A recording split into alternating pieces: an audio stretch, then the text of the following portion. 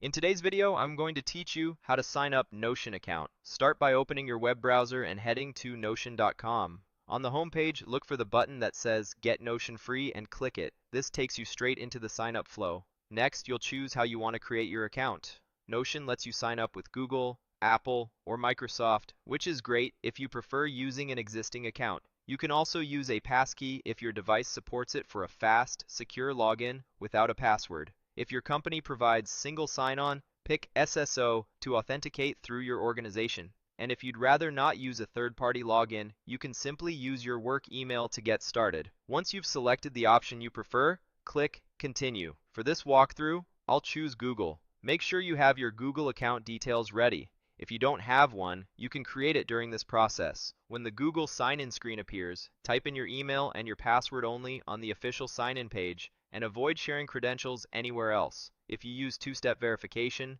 complete that as prompted. If you selected Apple or Microsoft instead, the steps are very similar. Choose your account, sign in, and approve any permissions. If you chose passkey, follow the on-screen prompt to use your device's face, fingerprint, or PIN. And if you're using SSO, enter the company details requested and complete your organization's authentication flow.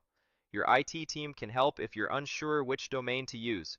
With the work email option, enter your email address, then click Continue and follow the verification email sent to your inbox to confirm ownership. After you sign in, Notion may ask a few brief questions to set things up, like your name and whether you're using Notion for personal work or with a team. If you used a work email or SSO, you might be invited to join a company workspace. Read the prompt carefully and confirm that it's the right organization before proceeding. None of these choices are permanent. You can adjust settings later.